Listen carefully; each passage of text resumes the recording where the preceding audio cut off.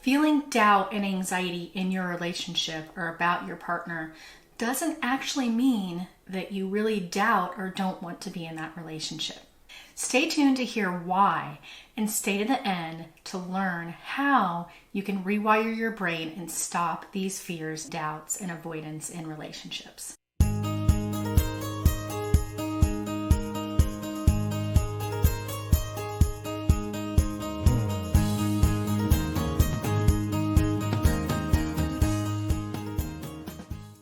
My name is Danielle Jhiani.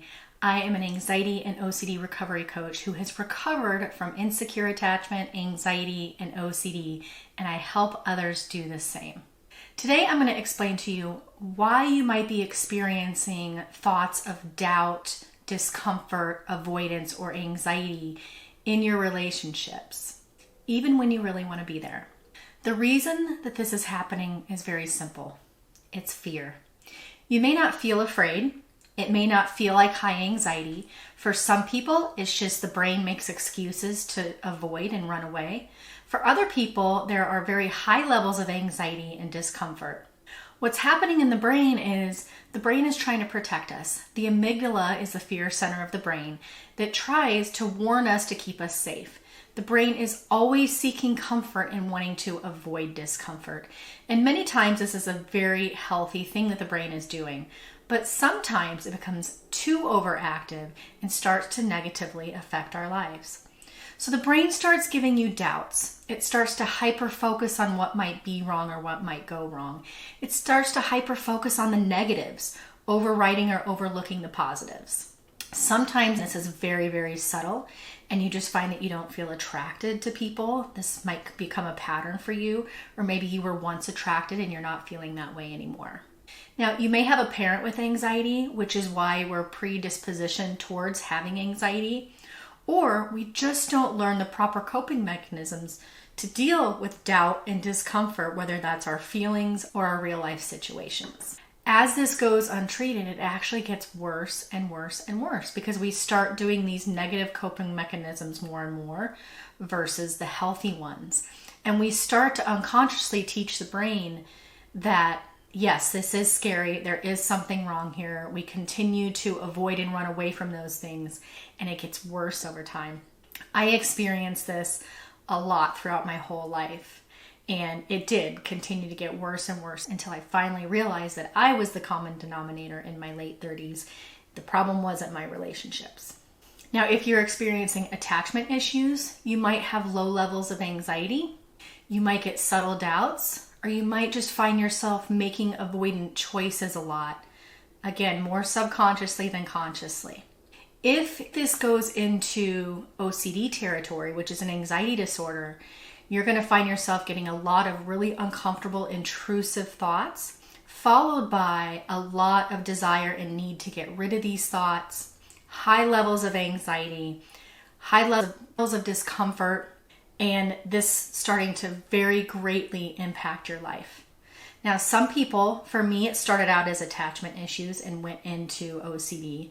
For some people, this can happen. For others, it won't. Someone with attachment issues may seek a little bit more reassurance. They may have a little bit of anxiety, a little bit of avoidance. But with relationship OCD, this is a constant issue. You find yourself doing these things every day. There's a real pull and urge to do them. The great news is the solution for this is the same for both. And one thing that I have found that a lot of attachment therapists are missing is what's necessary for relationship OCD, which is exposure. Now, someone with relationship OCD is going to need very specific treatment called exposure and response prevention. With attachment styles, ERP is actually very effective, and it's a very underutilized tool. Essentially, you need to learn to recognize when these moments are showing up. When you have these thoughts or situations that are causing discomfort and doubt or avoidance, and start to react to them differently. Because when you react to them the way that you are right now, with avoidance and anxiety and running away from that thing, you're actually reinforcing the fear. You're reinforcing this pattern in the brain.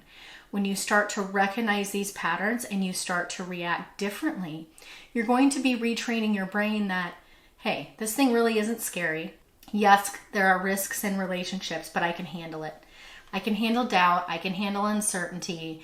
And you need to train yourself to stop avoiding. This is the number one thing that's really, really important, because every time you run away in any way due to fear or discomfort, you are reinforcing that fear, and it's only going to get worse and worse and harder to move towards that thing.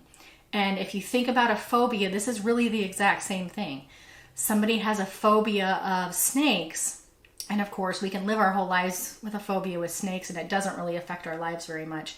It's very different with relationships. But in order to get over that phobia of snakes, they have to actually start to face that fear. And yes, it's uncomfortable, but it's no more uncomfortable than what they're already experiencing. And as they continue to face that fear, they build confidence, the fear lessens, the discomfort lessens, and eventually the fear is gone.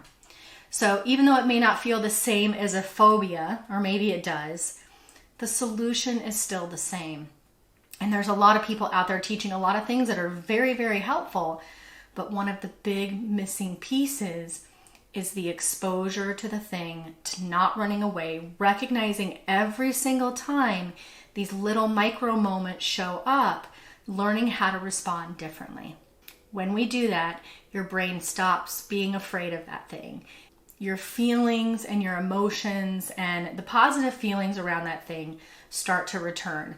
The fear, the discomfort, the avoidance starts to fade. You build comfort, and all of a sudden, you can have a happy, secure, healthy relationship and feel really good about it. Make sure you check out the link in the description below, which will give you options for OCD recovery, or join my email list for my upcoming program on insecure attachment. I've done it, you can do it, and we'll talk to you really soon.